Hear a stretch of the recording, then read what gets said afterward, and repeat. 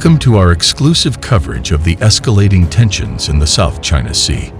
In a bold display of power and strategic maneuvering, U.S., Australian, and Japanese naval forces have mobilized to intercept Chinese ships, sparking fears of a potential confrontation in one of the world's most contested maritime regions.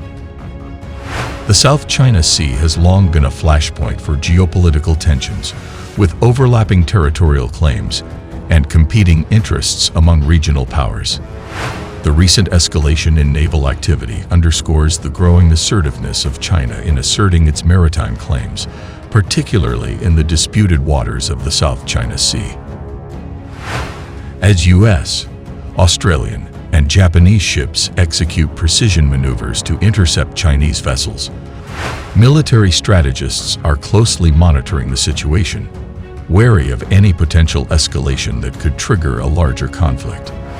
A flotilla of U.S., Australian, and Japanese warships recently trained together for 2 days in the South China Sea, an operation that coincided with several large-scale exercises underway in the region.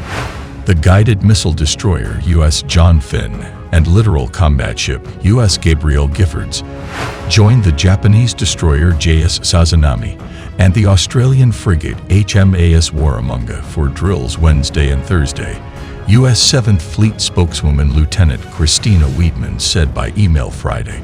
The short exercise allowed the ships to operate together over a sustained period of time across a large area to sustain and improve their ability to work together, according to Weidman, who did not identify where in the South China Sea the drills took place. These operations tested our ship's ability to communicate, maneuver, and organize as a seamlessly integrated trilateral force, she said. The South China Sea is the stage for sometimes aggressive moves by Beijing to assert its claim of maritime sovereignty there against other claimants, including the Philippines, another U.S. ally, and Vietnam.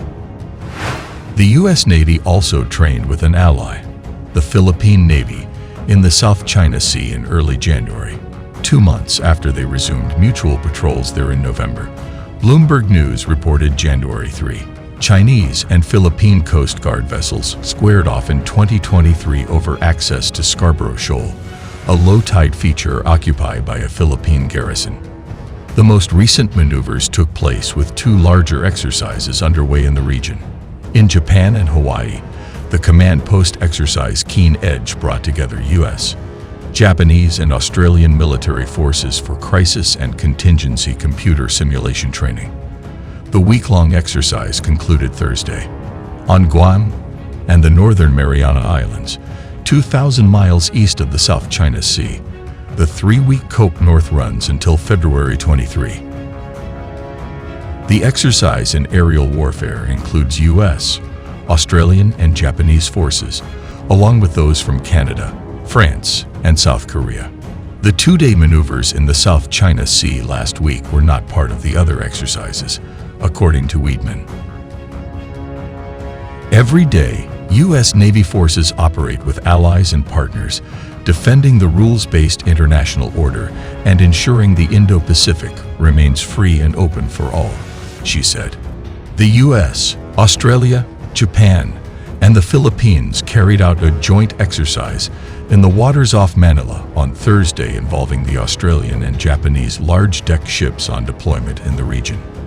Meanwhile, Chinese bombers flew near Japan, while a Chinese unmanned air vehicle conducted a flight off Taiwan's east coast, according to Japan Ministry of Defense press releases.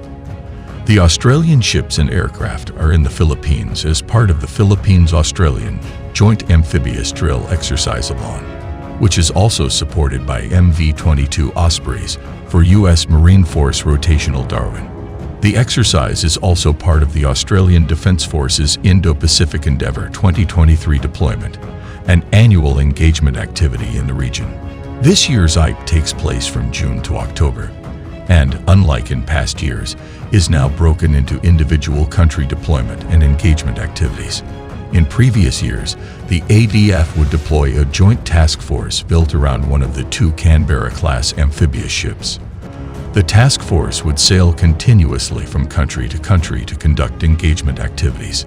Philippine President Ferdinand R. Marcos Jr., Australian Deputy Prime Minister and Defence Minister Richard Marles, and Philippine Defence Secretary Gilberto C.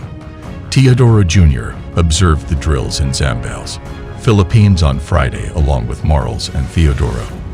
We recommitted to planning bilateral joint patrols in the South China Sea/West Philippine Sea and other areas of mutual interest, Marles said in a statement issued Friday. We committed to expanding some of our bilateral activities in the future to include other countries committed to sustaining peace and security in our region. The Philippines referred to the nearest region of the South China Sea, including Philippine territorial waters and its exclusive economic zone, as the West Philippine Sea. In a joint press conference with Teodoro, Marles stated that the joint patrols would be carried out soon and that both the ADF and armed forces of the Philippines were involved. And we're really pleased with the progress of those discussions, and we expect that the first of those joint patrols will happen in the not-too-distant future, said Marles in the session. Teodoro was asked about the presence of a U.S. Navy P-8, a Poseidon maritime patrol aircraft, during Tuesday's successful resupply mission by the Philippines to the grounded landing ship tank, the RP Sierra Madre, at 2nd Thomas Shoal in the disputed Spratly Islands. China Coast Guard and China maritime militia ships attempted to prevent the resupply. The role of the United States in those resupplies: they were providing freedom of navigation. They were conducting freedom of navigation operations on their own, uncoordinated with us, and which they do on a regular basis anyway, Teodoro said, though he acknowledged that the U.S. flight could have been coordinated between the two countries at a level below him. Embarked media on the Philippine Coast Guard ships escorting the resupply boats photographed a U.S. Navy P-8 with identification number 756 flying overhead during the mission, along with a UAV believed to be Chinese. The China Coast Guard on Wednesday released a video of the encounter that was taken from the air. The strategic importance of the South China Sea cannot be overstated. It serves as a vital maritime artery for global trade, with trillions of dollars worth of goods passing through its waters annually. Historical grievances, economic interests, and concerns over freedom of navigation converge in the South China Sea, making it a geopolitical hotspot fraught with tension and uncertainty. As tensions continue to simmer in the South China Sea, the world watches with bated breath, hoping for a peaceful resolution to this maritime standoff. Stay tuned for further updates on this developing story. Subscribe to our channel for the latest updates on global security and geopolitical developments. Thank you for watching.